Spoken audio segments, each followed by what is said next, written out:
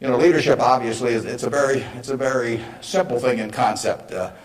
My job as the leader of Berkshire Hathaway is to have visions and goals for the company overall with a long time horizon attached to them, and then to get those goals accomplished through other people.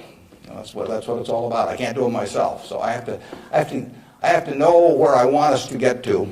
I have to see over the next mountain if possible, but then I have to get a lot of other people to look over that mountain with me and really do the job. I mean, they are the ones that get it accomplished. So it's getting things done through other people. Now, Berkshire is like many large corporations in certain ways, but it's really quite different in many ways. We have over 150,000 people now working for Berkshire Hathaway in dozens of companies throughout this country primarily, and even abroad a little bit. We have exactly 15.8 people in headquarters, and Deb Ray came down with me today, so we've only got 13.8 there today, and we're probably working just as well with those 13.8 as we would if Deb and I were in the office. But that's an unusual organization.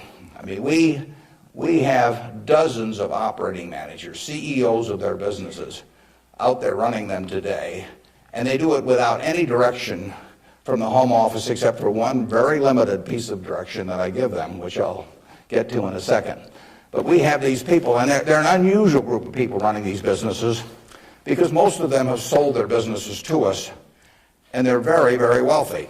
3/4 of our managers do not need to work financially. They have no reason financially to work. Probably 3/4 of them are worth at least $50 million, and we have some that are worth in the billions. And yet these people jump out of bed every morning, and work, and they work weekends, and they love working. And why is that? And what's the key to that? Well, the key really is the same reason I keep working. I'm 72. I'm getting Social Security now, so I should be in Florida, pushing shuffleboard around or something of the sort. But I do what I can do, anything in the world I want to do. But what I want to do is run Berkshire Hathaway. Now, why do I want to run it that way? There's a couple things. A, I get to paint my own painting. I go down there every day, and I feel like Michelangelo there, working on the Sistine Chapel or something. Nobody else may think it's a great painting, but I get to paint my own painting. I do not have people second guessing me.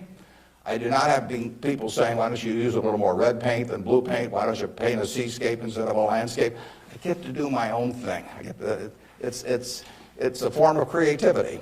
It's exactly like somebody feels it's a professional golfer or somebody feels it's a painter. They're not doing it for the money, primarily. They're doing it because they like doing something well, and that it happens to be down the route of their talents.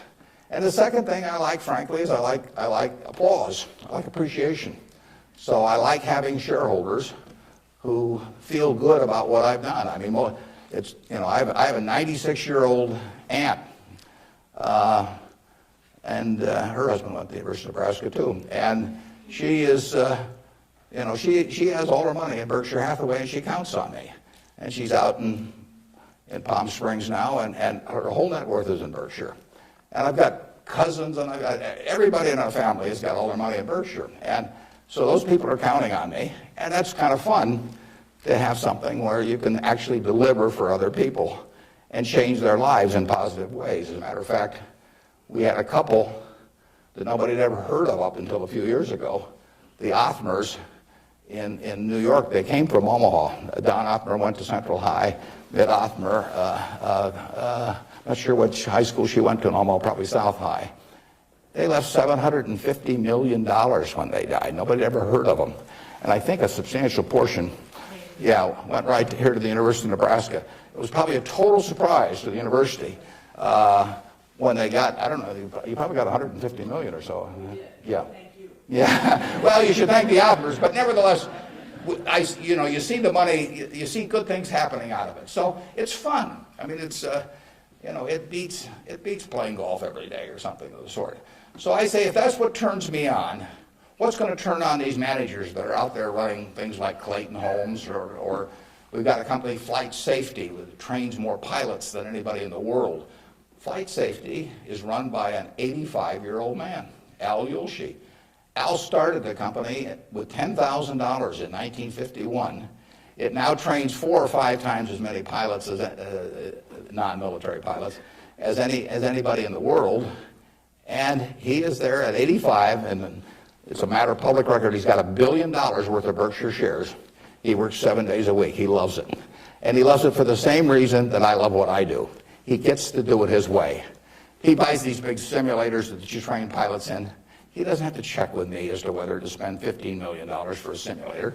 He doesn't ask me. He knows so much more about it than I do. Why in the world would he ask me? Well, I can't tell what kind of a plane I'm in, when I'm flying around. And Al is spending a couple $100 million a year on simulators, spending Berkshire Hathaway money, and he never checks with Omaha. He's never had to come to Omaha for any kind of meetings. He runs his own business, and that's what he loves in life. And I let him do it. I mean, that's my contribution to it, is really turning loose his energies. And, they were properly directed before we bought the company 7 or 8 years ago. Why should I think that, he couldn't keep running it after that? And like I say, at 85, he's still running it. The second thing that our managers like, in addition to this painting their own painting, is they too love applause. I mean, I try to be, I report in my annual report accurately what they have accomplished, but they accomplished a lot. You heard Susan Jock, I think, some weeks ago here. Susan came to Borsheim's, and she was making $4 an hour. $4 an hour.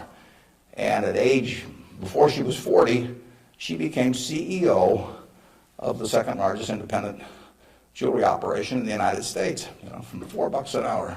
But it's talent, and Susan knows more about, I don't know anything about jewelry, you could hand me a phony diamond or a real diamond, I couldn't tell the difference. But if I started telling Susan what to order in the way of jewelry, or if I started telling her what kind of terms to extend to customers, or who to hire, or anything like that, she doesn't need that in life. She really owns Borsheim's.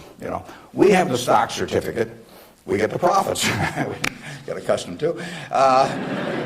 But it's her baby. It's her baby. She decides, everything about that place. And so it's her creation.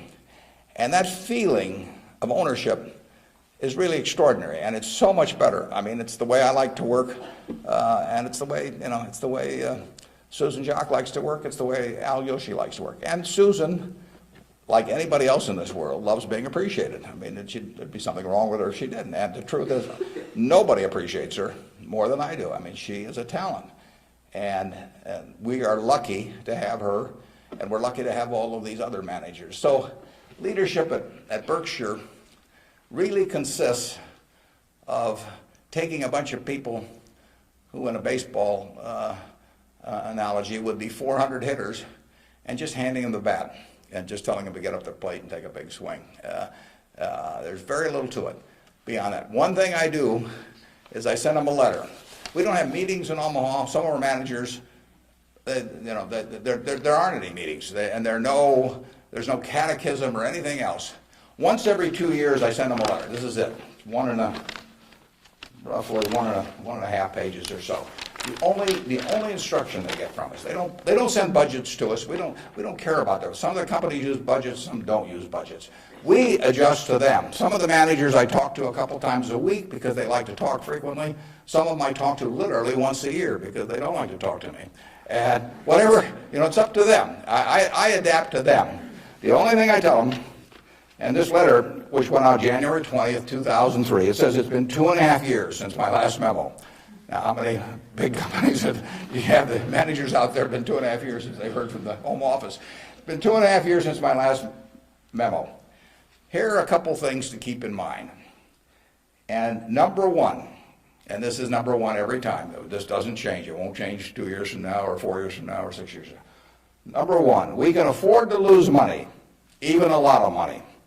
We cannot afford to lose reputation, even a shred of reputation. Let's be sure that everything we do in business can be reported on the front page of a national newspaper in an article written by an unfriendly but intelligent reporter. In many areas, including acquisitions, Berkshire's results have benefited from its reputation, and we don't want to do anything that in any way can tarnish it. Last year, Berkshire was ranked by Fortune as the 4th most admired company in the world. This year, we were 3rd in the United States. They just published it. It took us 37 years to get there, but we could lose it in 37 minutes. And that's the message. I mean, we can lose money. It does, nicer to make money, but we'll figure out ways to make money. But we can't lose a shred of reputation, because you don't get it back. And you can. I said 37 minutes, but you can lose it a lot faster than that. You can lose it in 5 minutes.